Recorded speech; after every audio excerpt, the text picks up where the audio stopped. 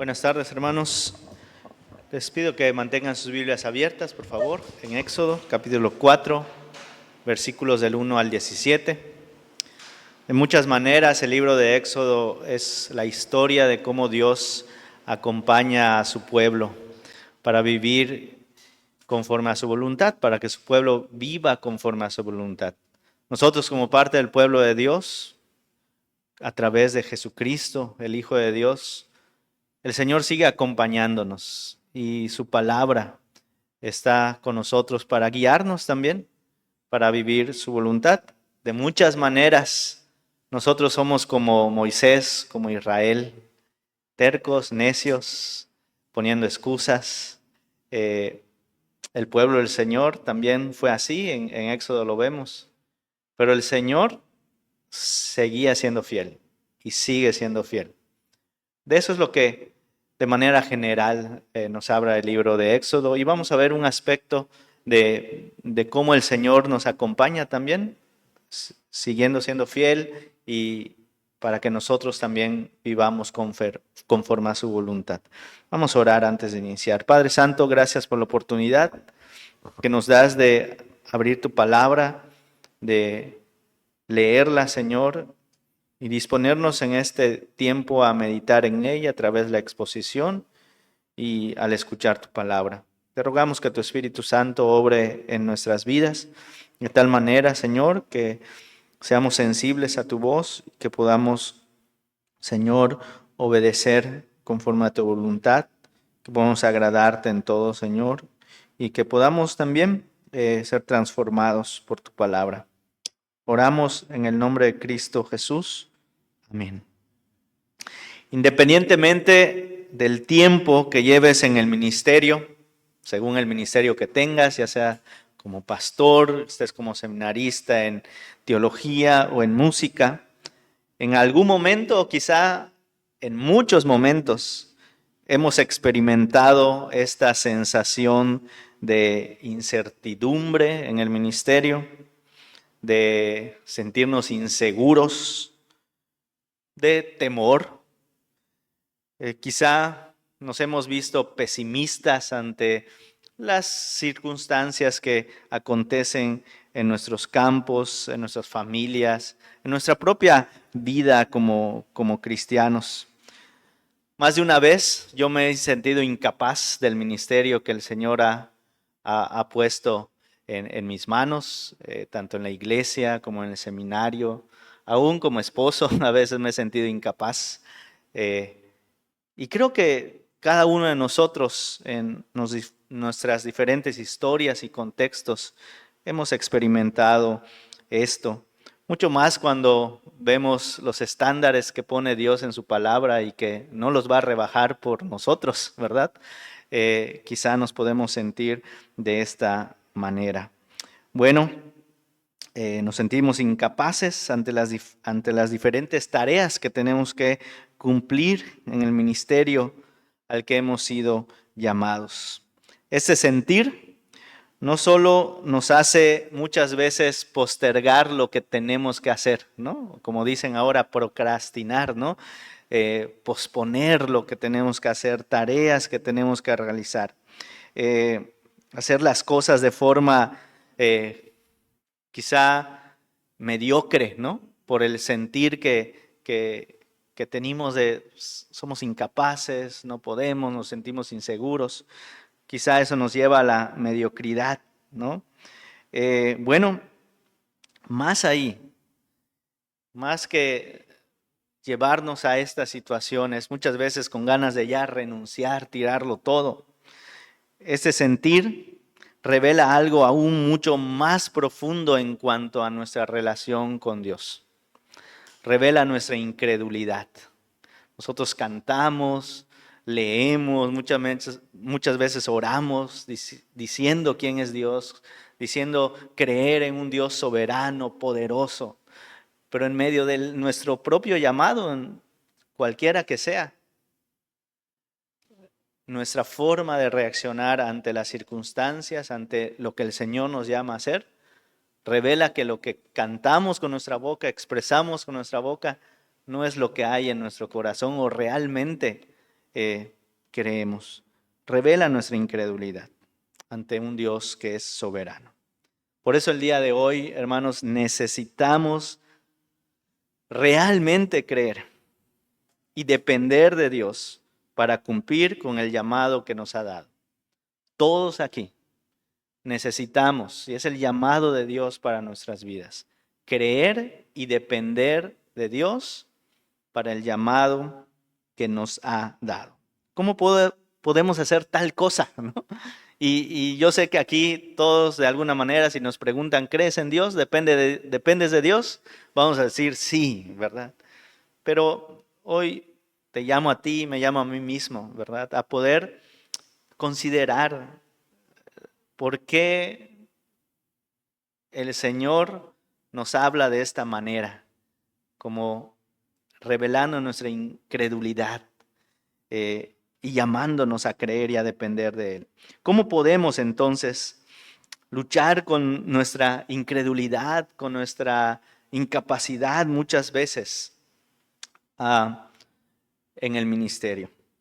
Bueno, este pasaje nos va a mostrar al menos dos aspectos del ser y de la obra de Dios, a través de los cuales seremos de alguna manera alentados a creer y a depender en Él para cumplir, como ya he dicho, el llamado que Él nos ha dado.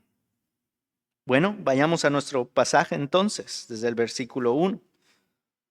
El primer aspecto que nos alienta a creer en Él, los vemos en los primeros versículos del 1 al 9, que de manera general nos están hablando del poder sobrenatural de Dios que nos ayuda en nuestra incredulidad. Si de alguna manera Dios quiere alentarnos a creer en Él, Él lo va a hacer a través de su poder sobrenatural. Quiere que le veamos a Él como el Dios todopoderoso. En los versículos 1 al 9, vemos cómo Dios va a tratar con la incredulidad de Moisés. Pero no solamente la incredulidad de Moisés para la tarea que aquí le ha dado en el capítulo 3 de Éxodo. Le dice, ve a Faraón, ve a los hijos de Israel y diles que yo los voy a libertar de la esclavitud de Egipto. Ha puesto otras excusas Moisés anteriormente y va a presentar algunas otras ahora. Pero no solamente quiere tratar con Moisés, Dios quiere tratar con el pueblo de Israel, la segunda generación que está a punto de entrar a la tierra prometida, pero ante la ya vejez de Moisés y ya a punto de morir, dice, ¿qué debemos hacer? Tenemos que seguir por este camino que hemos transitado por algún tiempo en el desierto, tenemos que entrar ahí, ¿qué hacemos? Como les decía hace un momento, por extensión nosotros como parte del pueblo de Dios muchas veces nos encontramos así. ¿Qué hacemos? ¿Qué hacemos ante el ministerio que el Señor nos ha dado? Bueno, en el verso 1 vemos a Moisés presentando una excusa más para no cumplir con este llamado de ir y liberar al pueblo. Y dice así: entonces Moisés respondió diciendo, he aquí que ellos, ¿qué dice? No me creerán ni oirán mi voz. ¿Sí? Y quiero que presten atención en esto. No me creerán ni oirán mi voz, porque dirán, ¿no te ha aparecido Jehová? Y Jehová dijo, ¿qué es eso que tienes en la mano? Y se va a Dios ahora a dar una serie de milagros o maravillas. Ahorita vamos a hablar de ello. Sin embargo, quiero que notes esto. ¿En quién se está centrando Moisés? En él. No me creerán ni oirán mi voz. Y en el capítulo 3, si hay algo que Dios dejó claro al presentarse delante de Moisés en la zarza, ¿no? Al revelar el glorioso nombre de yo soy, ¿no? Que implica que yo soy el que es capaz de hacer todo lo que de hacer posible todas las cosas. Algo que no le había quedado claro a Moisés hasta este punto es que no se trataba de él. No se trataba ni de su voz, ni de lo que elocuente que él podría hacer. Se trataba de lo que Dios ya había revelado. Entonces aquí lo que se está presentando al Moisés hacer esta pregunta, ¿no me creerán ni oirán mi voz? No es tanto una acusación hacia el pueblo, ellos no me van a creer. Lo que Moisés, que escribió esto, estaba diciéndole al pueblo, yo como ustedes en un momento de la historia no creí lo que Dios podía hacer. No le creía a Dios. Recordemos, Moisés escribió esas palabras. Y él mismo se está presentando como aquel que, como que no lo creo, ¿no? O sea, te revelaste ante mí, eres santo, eres poderoso, puedes hacer todo, pero todavía no lo creo. Todavía no lo creo. Bueno, ¿cuál es el antídoto para la incredulidad de Moisés? Dios entonces le dice, a ver, ¿qué es eso que tienes en la mano? Que tenía, recordemos, capítulo 3, dice que Dios encontró a Moisés en el pastoreando, ¿verdad? El ganado de su suegro, ¿verdad? Entonces Moisés estaba con una vara de pastor, un palo ahí, ¿no? Y dice, y respondió una vara, y le dijo, échala a tierra. Y él la echó a tierra y se hizo una culebra y Moisés huía de ella. Quiero que presten atención a esto. Entonces dijo Jehová a Moisés, extiende tu mano y tómala por la cola. Y él extendió su mano y la tomó y se volvió vara en su mano. Hay una repetición de la palabra mano aquí, ¿no? 3 veces. Y eso es importante porque en el capítulo 3, Dios le dice a Moisés, preséntate de Faraón, y él no les va a dejar salir sino con mano dura, ¿no? Con mano dura. Entonces, dice Moisés, Señor, no creo que esto vaya a pasar, no me van a creer que lo que tú estás diciendo va a suceder. ¿Quieres ver que es así? Bueno, te voy a dar una probadita de lo que puedo hacer. Entonces, él le extiende su vara, la tira, ¿verdad? Y dice, recógela con tu mano. Tómala. Y lo que leímos, o sea, cuando se convirtió la vara en serpiente, ¿qué es lo que primero que hizo? Corrió, ¿verdad? O sea, tenía miedo de ella. No era su valor, ¿no? Consistía en confiar en lo que el Señor le dijo que hiciera. Entonces él la tomó y pasó lo que tenía que pasar. Ahora, esto culturalmente tenía algo más que Moisés y el pueblo tenía que comprender. Si ustedes han visto en la televisión cómo presentan a los faraones de Egipto, ¿verdad? La corona del faraón que era muy grande. Tenía un animal ahí en particular. ¿Qué era? Una serpiente. ¿Qué serpiente? Una cobra, ¿verdad? La cobra representaba el poder militar sobre los enemigos o las naciones enemigas de Egipto. ¿Qué está diciendo Dios con esto? De manera, no solamente es una señal milagrosa, es decir, oh, qué padre, se convirtió una vara en serpiente. Como maravilla, pues nos maravillamos, ¿no? Decimos, ¿cómo puede ser esto posible? Pero las maravillas que Dios hace en el Antiguo Testamento no sirven solo para sorprendernos, sino que tienen el propósito de señalar algo del carácter o del obrar de Dios. ¿Qué está diciendo Dios?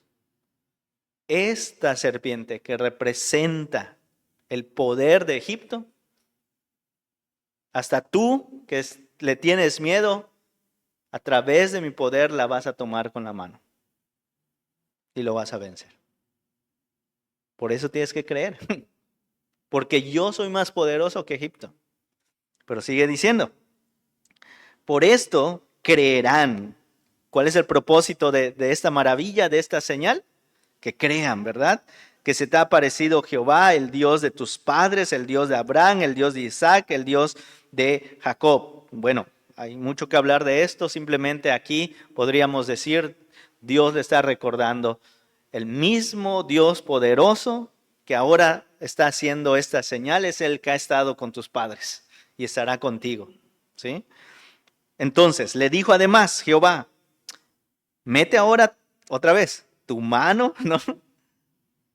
Mete otra vez tu mano en el seno. Y él metió la mano en su seno y cuando la sacó, he aquí que su mano estaba leprosa como la nieve.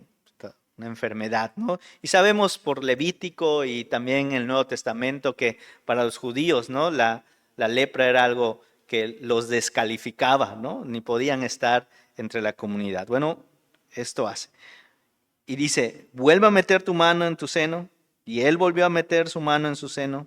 Y al sacarla de nuevo del seno, he aquí que había vuelto a ser como la otra carne.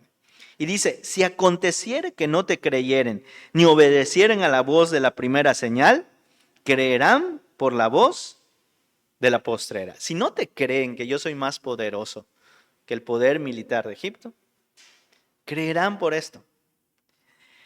En la cultura egipcia era una ciudad, obviamente muy grande, ¿verdad? Y el problema de las ciudades grandes era la insalubridad, ¿no? Y la insalubridad trae como consecuencia enfermedades. Y la lepra en el antiguo cercano oriente, ¿verdad? Y en esas culturas, pues era una enfermedad incurable, ¿no? Era una enfermedad que aún los mejores magos de Faraón no podían curar. ¿Qué está diciendo Dios nuevamente aquí? Lo que ninguno de los magos, ninguno de Egipto puede hacer, yo lo puedo hacer. Yo lo puedo hacer. Y obviamente ya para el pueblo de Israel, en el desierto, ya con las leyes de Levítico y todo esto, lo que le está diciendo, aquello que es impuro, que es que no puede acercarse, que es incapaz, yo lo puedo redimir. Mi mano, ¿no? Otra vez, ¿cómo sacará Dios a Israel de Egipto? A través de su mano poderosa. Y dice, versículo 9, y si aún no creyeren estas dos señales, a mí me fascina la paciencia de Dios para con Moisés. Y si aún no creyeren estas dos señales, ni oyeren tu voz, tomarás de las aguas del río y las derramarás en tierra, y se cambiarán aquellas aguas que tomarás del río y se harán sangre en la tierra. Otra vez, la superioridad de Dios sobre Egipto. Porque recordemos que el Nilo, ¿qué representaba para Egipto? Un Dios, ¿verdad? Era la fuente de la vida. Dios simplemente le está diciendo a Moisés, al pueblo del Señor y a nosotros también: yo soy el Dios todopoderoso.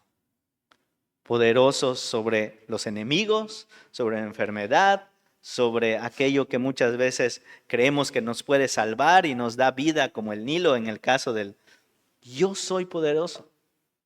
Si hay una razón por la cual tú tienes que creer que todas estas cosas que yo te he dicho van a pasar, es porque yo te lo digo, porque yo soy Dios y estoy sobre todas las cosas. Yo no soy una serpiente, yo no soy una enfermedad, yo no soy el Nilo. Soy mucho más que eso porque yo creé todas estas cosas. Yo hice todas esas cosas. Entonces, en el llamado que tenemos nosotros particular, hermanos, hay muchas cosas que nos dan temor, nos dan miedo. Y la razón por la cual no avanzamos hacia lo que tenemos que hacer es porque nos enfocamos precisamente en estas cosas, que sí pueden ser desafiantes, que nos hacen huir como Moisés huía. Pero creo que hemos dejado de ver quién nos envía. Y ese es Dios, que nos envía hacia donde Él quiere y que tiene poder sobre eso que nos envía. Es lo primero que tenía que entender Moisés, el pueblo y nosotros en el llamado que Dios nos ha dado. El poder sobrenatural de Dios. ¿Cómo podemos conocer el poder sobrenatural de Dios, hermanos? Estas señales y maravillas sirvieron para el pueblo. Más adelante en el versículo 40, antes de terminar el capítulo 4, simplemente dice así: y cuando hizo esto Moisés delante del pueblo, el pueblo creyó. O sea, así. ¿Para qué sirven las señales y maravillas que hizo Dios en el Antiguo Testamento? Para que el pueblo crea que Él es Dios. Pero ahora vemos esto también en el Nuevo Testamento, ¿sí o no? Cuando Jesús, como el Hijo de Dios, se presenta ante el pueblo, una de los sellos de que Él era el Mesías, ¿qué fue? Las señales y maravillas que Él hizo. Y eran el propósito, que crean que Él es Dios. Este Jesús que dice a sus discípulos: vayan, hagan discípulos. Es el que se presenta con estas señales de poder sobre todas las cosas a las cuales nos ha enviado. Y dice también la Escritura que recibiréis poder cuando venga sobre vosotros el Espíritu del Señor, a través de su palabra, para proclamar y que la gente crea. Pero hermanos, para que la gente crea, nosotros tenemos que creer. Creer en este Dios soberano, poderoso, que puede transformar nuestras vidas y puede transformar también las vidas de aquellos que somos llamados a ministrar. Llámese en el campo, llámese en tu propia familia, los que están casados con sus hijos, esposas, en el llamado particular que Dios te ha dado. Para que tú puedas cumplirlo, tienes que saber, recordar y confiar que el que te envía es poderoso sobre todas esas cosas. Poderoso. Entonces es un llamado a recordar y tener presente el poder de Dios. Esto nos ayuda en nuestra incredulidad. Y el poder de Dios se ha revelado en la persona de Jesucristo. Que Él nos ayuda en nuestra incredulidad, hermanos. Para que podamos creer en Él como el Dios Todopoderoso. En segundo lugar, segundo aspecto que nos alienta ahora, no solamente a creer, sino a depender de nuestro Señor, es la provisión sobrenatural de Dios como un antídoto para nuestra incapacidad. ¿Sí? En los versos 10 al 17 vemos cómo Dios va a tratar con la incapacidad de Moisés. Con la incapacidad de un pueblo que está a punto de entrar a la tierra prometida y también con nuestra propia incapacidad, porque es la realidad. Somos incapaces. No solamente se siente, es una realidad. ¿Ok? Así que los versículos 10 al 13, Moisés va a presentar una excusa. Ya le mostró el poder de Dios en todas estas señales y aún así Moisés pone una excusa. No sé qué pienses tú, pero es impensable, ¿verdad? O sea, después que ya te mostré todas estas cosas, que todavía te atrevas a decir esto. Y quizá podemos juzgar a Moisés, pero así somos nosotros, ¿sí? Así somos nosotros. Vemos cómo Dios obra alrededor nuestro y a pesar de todo decimos: ay, pero con este no va a funcionar, Dios, ¿no? O con esta situación no es lo mismo.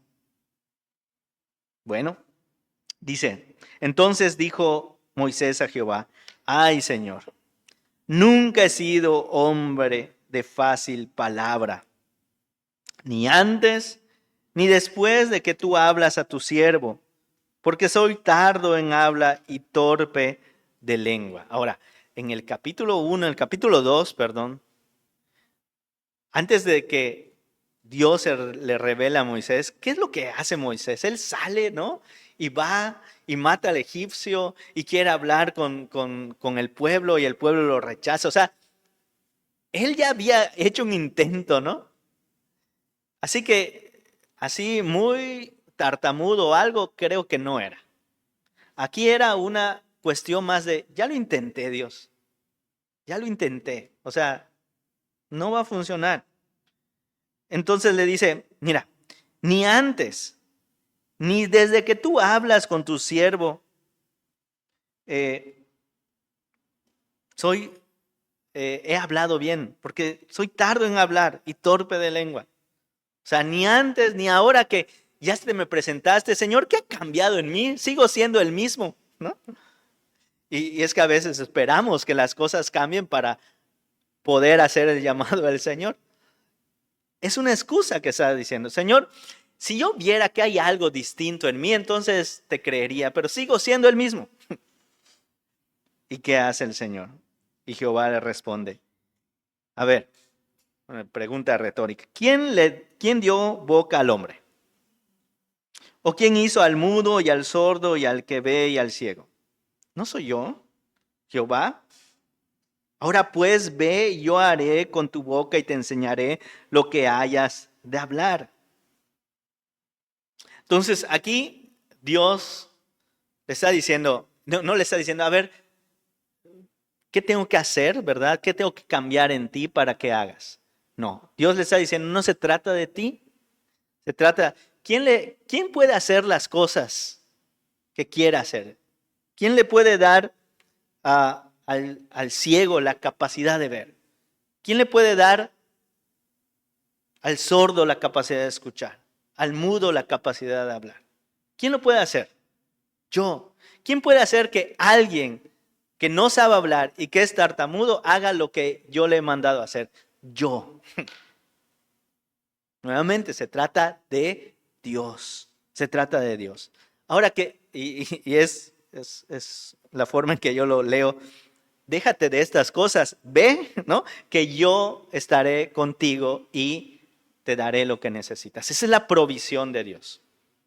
¿Qué tenemos? ¿Cómo podemos depender de Dios viendo su provisión? No lo que quizá nosotros hemos estipulado, Señor, si tú me das esto, yo voy a hacer esto, ¿no? Sino que tenemos que mirar qué ya Dios nos ha dado. No lo que no tenemos, sino que ya Dios nos ha dado y con ello cumplir su llamado. Si ustedes son como yo, en muchas maneras, yo he postergado hacer muchas cosas porque no se han dado las condiciones correctas, ¿no? A veces, Señor, si yo tuviera logos, haría mejores sermones. Dios me permitió tener logos para humillarme porque no lo uso. No lo sé usar. Señor, si yo tuviera este piano, pudiera hacerlo de una mejor manera. Podrás tener el mejor piano, todas las horas para estudiar, pero si no eres fiel en lo poco, en lo mucho, no vas a buscar qué hacer con ello. Seguirás siendo el mismo. Dios puede hacer lo que quiera, con quien quiere, como quiere, a la hora que quiere. Y la prueba somos nosotros, hermanos. La prueba soy yo, que puede hacer eso. Así que la provisión de Dios está en lo que ya nos ha dado. No en lo que nos va a dar o que anhelamos que nos dé para que ahora podamos cumplir el llamado, sino en lo que ya nos ha dado. A cada uno, en la medida, ¿verdad? Dios nos ha dado lo necesario para cumplir su llamado. Le dice ahora, pues ve y yo estaré con tu boca, ¿no? Y es algo que ha repetido Dios en el capítulo 3, yo estaré contigo. ¿Qué es la provisión más grande de Dios para nosotros, hermanos? No es cualquier cosa creada, es Él mismo con nosotros.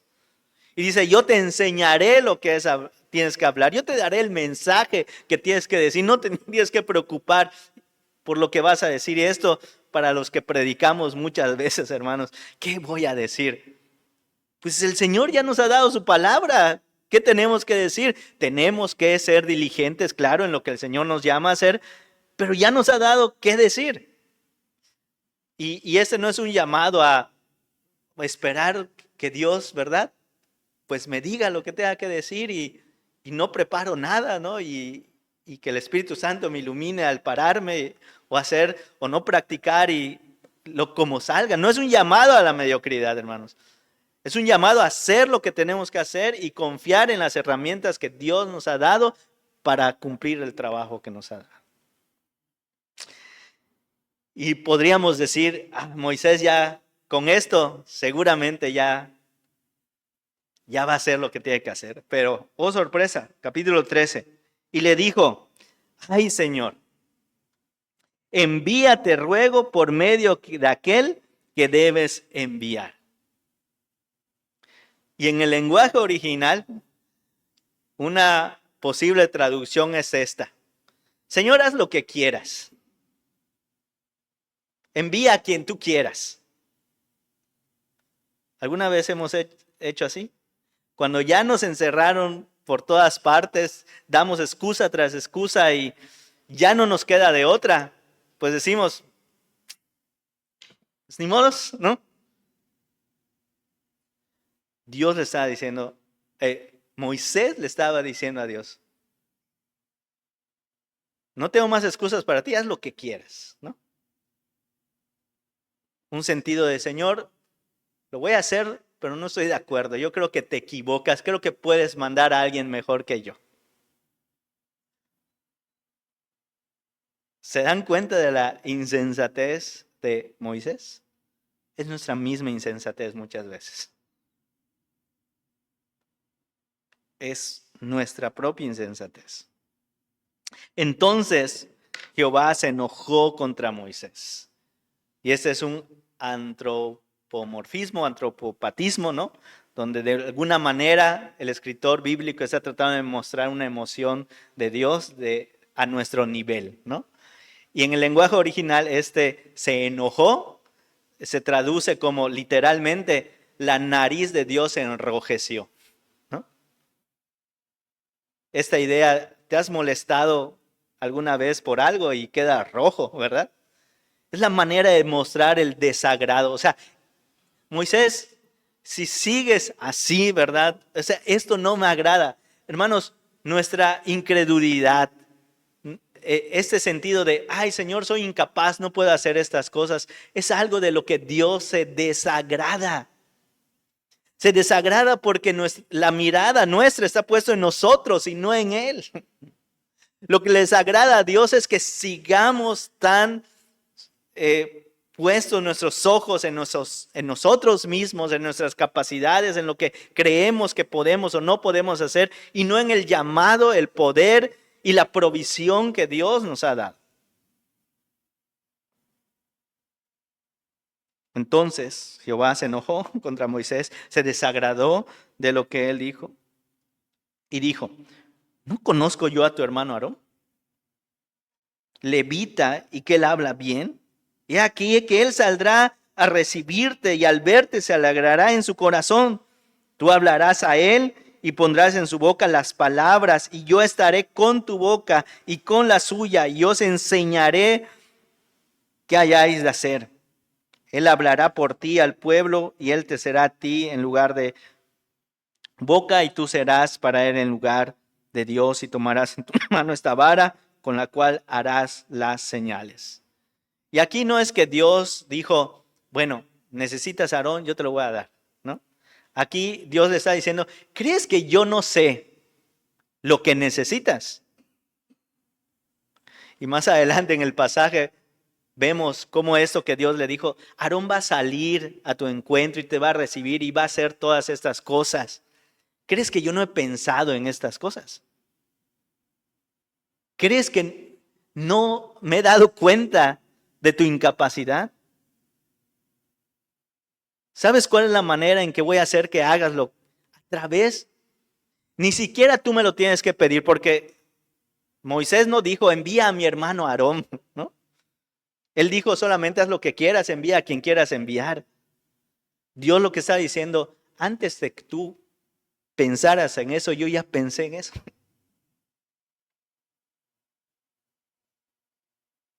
Nos recuerda, ¿verdad? En el Nuevo Testamento cuando habla de la oración, que Dios conoce aún nuestras necesidades antes que las pidamos.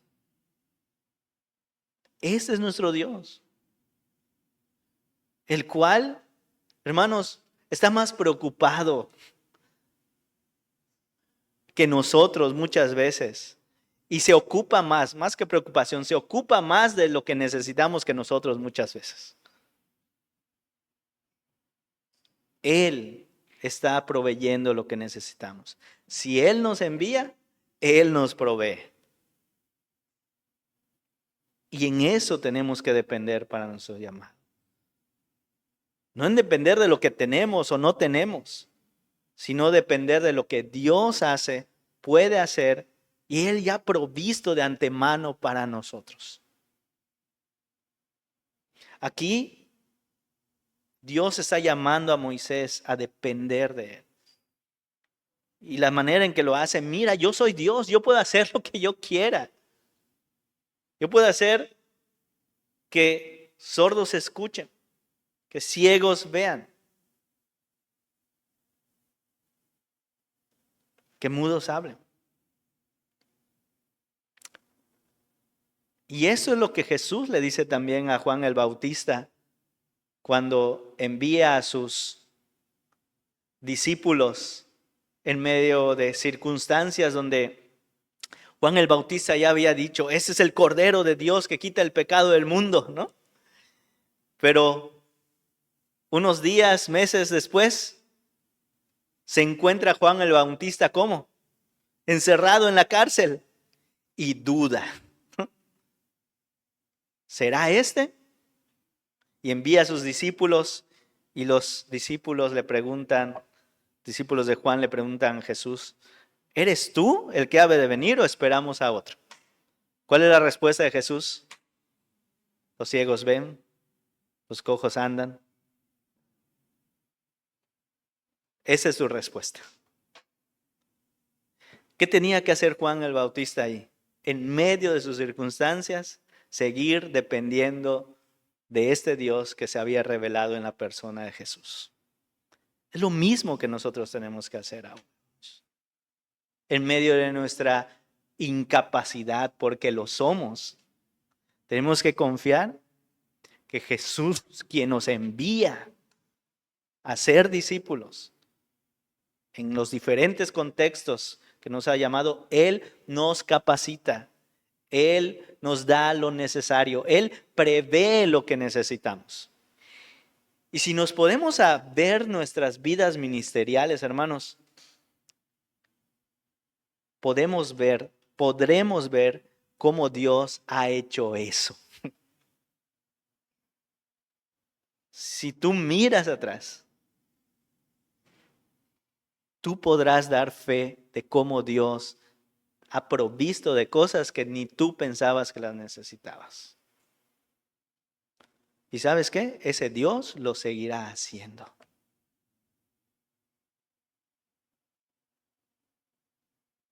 Ese Dios se ha revelado en la persona de Jesucristo. Nuestro llamado hoy es a creer en Él, a depender de Él.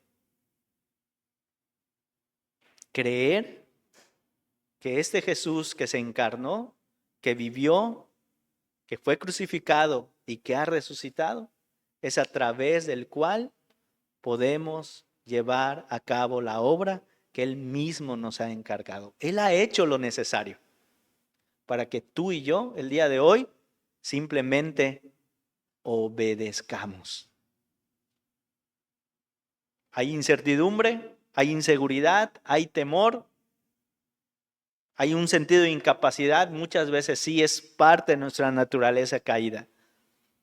Pero el antídoto para nuestra incredulidad y nuestra incapacidad es el poder de Dios y la provisión de Dios en Cristo Jesús para nuestra vida. Él está actuando muy a pesar de nosotros, hermanos. Él sigue actuando. Entonces, oro al Señor que esto nos guíe, hermanos, en el llamado que el Señor te ha dado a ti. Que recuerdes, que veas en Jesús el poder y la provisión de Dios para el llamado que nos ha sido dado a cada uno de nosotros. Oremos. Señor, gracias por tu palabra. Anímanos, aliéntanos, Padre, a creer en ti, a depender de ti en todo momento.